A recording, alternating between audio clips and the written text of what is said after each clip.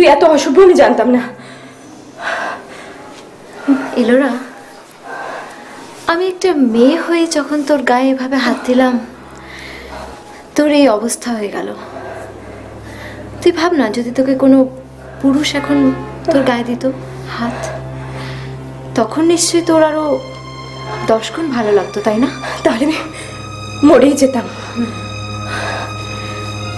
ইলোরা, তুই একবার ভেবে দেখ তো, দিনের মধ্যে একবার দুবার তুই যদি এভাবে মরিস, আর তার বিনিময়ে যদি তুই দিনে 1000 টাকারও বেশি রোজগার করতে পারিস, তখন তুই কি করবি?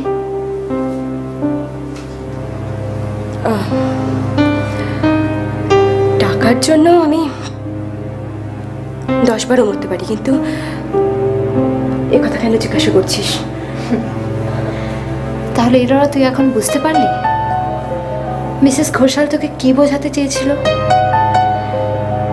এই ব্যবসায় শরীর ছাড়া আর কিছুই মূল্যবান জিনিস নেই, বুঝেছিস? না তো বিজ্ঞাপন আছে, না তো তোকে প্রোডাক্টের জন্য লোকের দরজায় দরজায় গিয়ে বিক্রি করতে হবে, তোকে কিছুই করতে হবে না। অথচ তুই 1000 টাকার বেশিও কখনো কখনো তুই রোজগার করে নিতে পারিস। তার সাথে তুই উপরিও রোজগার করবি, যেমন আনন্দ, সুখ, তাই না? কিন্তু এটা তো অনেকে অনেক কথা বলতেই পারে, কিন্তু তারা কি তোর বাবাকে রিলিফ দিতে পারবে বলতো? দেখ ইলোরা, তুই আমার কাছে সাহায্য চাইতে এসেছিলিস, আর আমার পক্ষে যতটুকু সম্ভব, মানে আমার যতটুকু ক্ষমতা ছিল, আমি তোকে করে দিলাম। আমি তোর কাছে কিছুই লুকাইনি। এরপরে এটা এবার তোর উপরে, তুই যা ডিসিশন নিবি এন্টায়ারলি তোর উপরে। তবে হ্যাঁ, তুই আমাকে তোর বাবার নামে দিব্যি কেটে বলেছিলিস যে এই ব্যাপারে তুই কখনো কাউকে কিছু বলবি না। আশা করি তুই সেটা রাখবি।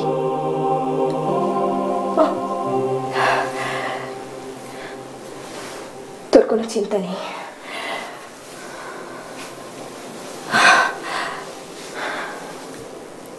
আমার প্রতিজ্ঞা আমি ভাঙবো না। আর তাছাড়া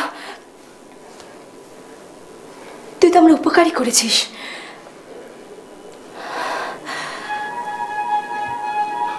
তোর কোনো ক্ষতি করা আমাকে সম্ভব নয়। আর তাছাড়া আমি ঠিক করলাম যে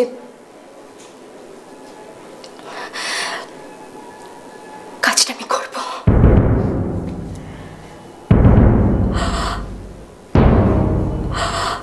মন সায় দিচ্ছে না সাথী,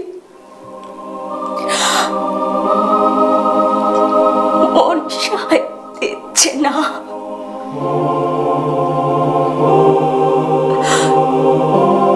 কিন্তু আমার ফ্যামিলির জন্য,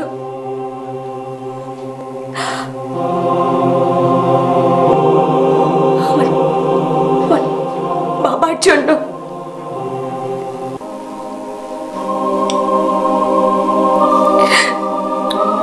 করব।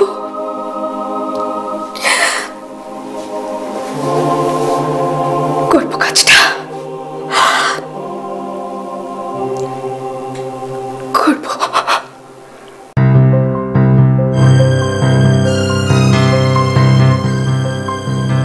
আমি এখানে শুধুমাত্র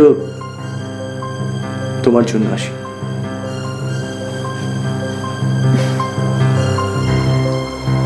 সেটা জানি বলেই তো আমি তোমার ওয়েট করি। আজকাল তুমি যখন আসো, আমিও ঠিক তখনই আসি, আর তুমি যখন চলে যাও, আমিও চলে যাই। তাতে তো তোমার, আমি তো তাহলে তোমার অনেক লোকসান করে দিলাম? মানুষের জীবনে কখনো কখনো লাভ হয়, আবার কখনো লোকসান। ভগবান কখনো ভুল করেন না, সব ঠিক ব্যালেন্স করে দেন। তোমার জীবনের লাভটা কি হলো জানতে পারি? সবকিছু জানতে হবে? না মানে জানতে ইচ্ছে করছে। অবশ্য জানতেই হবে এরকম কোনো মানে নেই। ইচ্ছে হলে বলবেন, নাহলে বলবেন।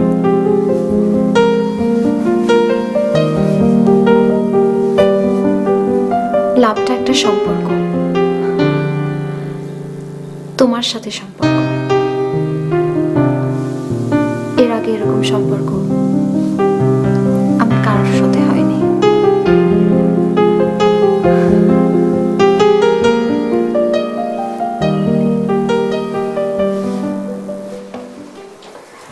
কিরে, আজও তুই রাত্রে 9টা বাজিয়ে ফিরলি? কেন, তুমি কি আজ আমাকে তাড়াতাড়ি ফিরতে বলেছিলে? আমার মনে নেই তো। তাড়াতাড়ি ফিরতে বলিনি, কিন্তু বলিনি বলে তাড়াতাড়ি ফেরা যায় না। সাথী, কাল তোমার ছেলের বাড়ি থেকে দেখতে আসবে। তার মানে তোমরা আমার কথা শুনলে না? না, তুই বিয়ে করবি না এটা আমাদের পক্ষে মেনে নেওয়া সম্ভব নয়। আর তোমার এতে অবজেকশনই বা কি আছে আমি তো বুঝতে পারছি না। আমরা তো তোর শর্ত মেনে নিয়েছি, যদি তোর ছেলে পছন্দ না হয় তুই বিয়ে করবি না, তাতে ওদের পছন্দ হোক না তোকে। দেখুন, আমার ওই একই ছেলে। আপনার মেয়ে আমাদের বাড়ির বউও বটে, মেয়েও বটে, কাজেই না না, ওসব ব্যাপারে আমার কোনো চিন্তা নেই। দেখুন, আমরা একটা ঘরোয়া মেয়ে চাই, যে বিয়ের পরে সকলকে আপন করে নিতে পারবে। ওই রূপে লক্ষ্মী গুণে সরস্বতী এমন মেয়ে আমাদের চাই না। দেখুন, একটা কথা বলি, আমার মেয়ের কথা আমি যদি নিজে মুখে বলি সেটা ঠিক ভালো দেখাবে না। আপনারা আমার মেয়েকে জিজ্ঞেস করুন, তাহলেই বুঝতে পারবেন আমার এই সাথী কিরকম মেয়ে। হ্যাঁ, সাথী এক্ষুনি আসছে। আসলে কি জানেন, এই বিশেষ সময় মেয়েদের মনের অবস্থা যে কি হয় তা তো আমি জানি। এ তো একরকমের পরীক্ষা দেওয়া, ভীষণ নার্ভাস লাগে জানেন, খুব টেনশন হয়। বলেই ছিলাম যে এইভাবে ফর্মালি মেয়ে না দেখে অন্য কোথাও, তেমন হলে কলেজেও দেখে নেওয়া যেত, কিন্তু আমরা তো আবার প্রাচীনপন্থী, কি বলেন? এই আমার মেয়ের সাথে। আচ্ছা,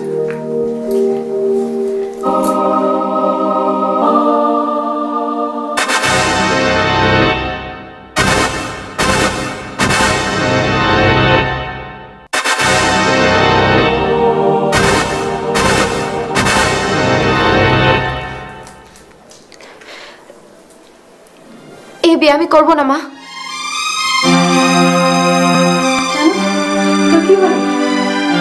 প্লিজ মা, আমি এর থেকে কিছুই বেশি বলতে পারবো না, আমায় বিরক্ত করো না।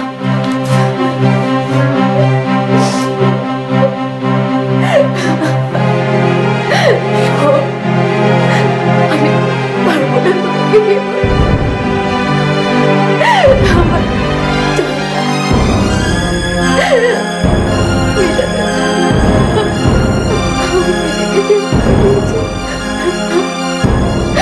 আমার মতি আমাকে তা করতে দেবে না। সব